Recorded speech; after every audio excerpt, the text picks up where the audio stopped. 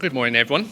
My name is Thom Herbert, and I'm a senior marine surveyor at Idwal, and I'm here today to talk on benchmarking ESG in shipping from pledges to practice.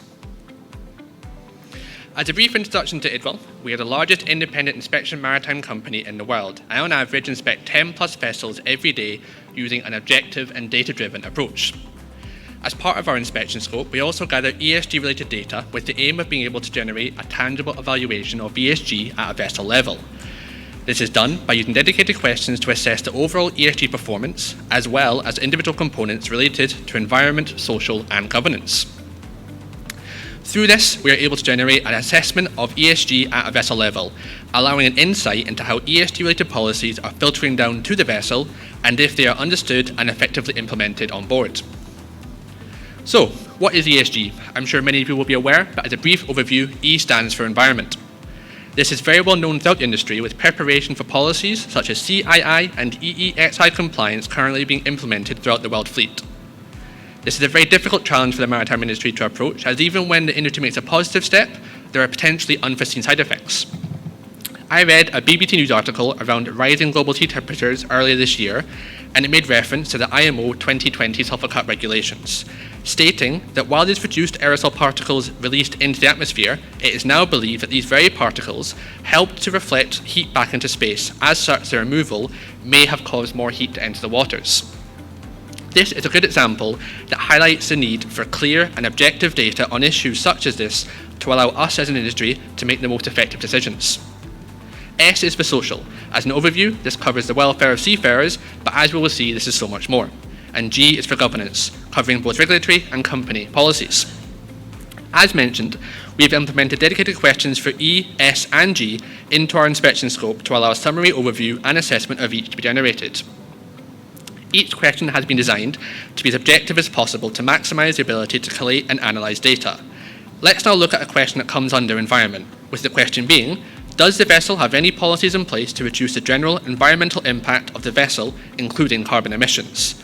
The results of this question are based on a sample size of just over 1,000 inspections conducted between May and September of this year. As an explanation to what we're seeing on this graph, the y-axis shows the percentage of total vessels and the x-axis shows the relevant policy, with the policies asked about including use of garbage compactor to limit incinerator usage, trialling of alternative fuels, limiting single-use plastics, low-energy lighting, reduced load of machinery import, speed optimization, water use reduction, other, and none. Green indicates an answer of yes was given, while red indicates an answer of no was given. The results show us that the most used policy is speed optimization, with approximately 70% of vessels stating this was in use. The least common were trialling of alternative fuels, with less than 10% of vessels stating this was in use, followed by other, in which less than 5% of vessels stated this as a positive. Interestingly, around 20% of the vessels we inspected in this time state no policies are implemented to reduce the general environmental impact of the vessel. Let's now look at the results of a specific governance-related question, with the question being, according to the crew, which of the below company policies were implemented on board the vessel? The policies we gave as potential answers include anti-bribery, anti-corruption, dedicated migrant and stowaway, discrimination and bullying, diversity, and whistleblowing. There is an important distinction here. We're not asking if the policies are in place on board, but if the crew are aware they're implemented. Ultimately, have the high-level policies filtered down effectively from the office to the vessel. This graph is of a similar design to the previous one, and the results show us that the highest positive answer is only 60% for both anti-bribery and anti-corruption policies. The policies with the lowest positive answer are migrant and stowaway and diversity, at approximately 40% each. Around 20% stated none. This means that 1 in 5, so around 200 vessels we inspected in this time, stated they were unaware of any of the mentioned policies being in place on board. This is an alarming indicator of how these company-level policies are filtering down, or in this case not, to the vessel. I'm sure any ship owner or manager would confidently state that the majority, if not all of these mentioned policies, are of course in place on board their vessels. Yet, the data raises questions around how effective this implementation is. The depth of data available to us can allow us it to be interrogated further.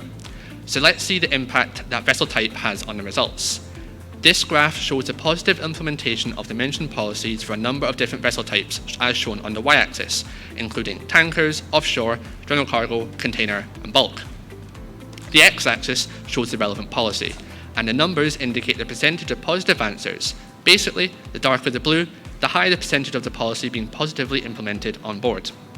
The results show us that tankers and gas tankers score the highest. However, this is only around 68%, indicating 32% reportedly did not have the policy in place.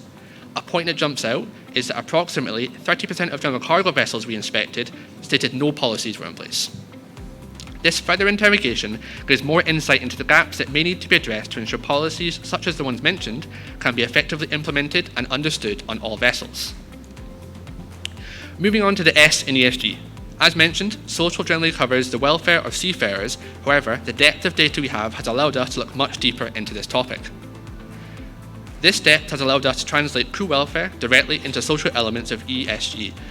We have developed a comprehensive social impact assessment based on 50 social seafarer welfare questions, which are distilled into 10 key welfare pillars. This in turn gives us the Idwal Social Impact Score. The seafaring social pillars of ESG can be assessed through real-world indicators such as clean and comfortable cabins, recreation opportunities, good nutrition, access to medical care, rest compliance, training, and diversity priorities. These together showcase a ship owner's commitment to health, morale, and seafarer rights. Having assessed a range of company sustainability reports, we have categorised the Idwal 10 social pillars as administration, comfort, connectivity, culture and diversity, facilities, recreation, health and well-being, management issues, seafarer development, and workload. Idwal's inspection methodology has been adapted to evaluate vessels' social responsibility and their ESG alignment related to seafarer welfare. Our surveyors collect extensive data across the 10 pillars, and the scores generated are aggregated into an overall metric to benchmark, identify strengths and deficiencies, as well as improvement opportunities against the 100% target. Where we see a divergence from 100%, this represents the Idwal Social Impact Score. The scores provide an objective benchmark to drive continuous improvement across the industry, and over time, we hope this methodology will help integrate social factors into charter and insurance decisions. This graph shows the overall Idwal Social Impact Score distribution, with the y-axis showing the percentage of total vessels and the x-axis showing the overall Idwal Social Impact Score from 0 to 100, with 100 being the best. The overall Idwal Social Impact Score is 75.8. This represents the cumulative assessment of various aspects related to social impact within the maritime industry. A gap from perfection, 24.2, means there is still room for improvement in addressing these social impact factors. The highest score recorded was 87.7. This was a Supramax bulk carrier, which was Finnish flagged and classed under DNV. Whereas the lowest score recorded was 34.7. This was a general cargo vessel, which was Mongolian flagged and classed under the Panama Maritime Documentation Services. Let's now look at the social impact scores at an individual pillar level. The darker green indicates where a higher score has been achieved, therefore there is a lower gap, whereas orange indicates a lower score, therefore a higher gap. Across all vessels inspected in the time period, we can see that connectivity and recreation are the worst, with facilities, seafarer development, and workload faring the best. As a deeper insight into lower scoring sections, connectivity is looking at the following areas. Does the vessel have Wi-Fi? Is it free to access or does the crew need to pay? Are there any limits on data usage? And how fast is the internet speed on board? Recreation is looking into the amount and variety of additional recreational equipment available for the crew to use in their free time, including both fitness and social equipment, with the quality and condition of the equipment also impacting the result. Let's finally look deeper into the score to see how it varies between vessel types, including bulk carriers, containers, gas tankers, general cargo, and tankers. The results show us that gas tankers achieve the highest Idwal Social Impact Score with a score of just below 78, whereas general cargo vessels have a noticeably lower score of just around 72. This aligns with the issues we saw around the lack of governance policies being implemented or understood about onboard general cargo vessels as seen in the previous graphs, and certainly raises further questions as to what can and should be done to improve the Idwal Social Impact Score. Thank you very much for listening, and I'm more than happy to answer any questions anyone may have either during the Q&A session or in any of the intervals. Thank you.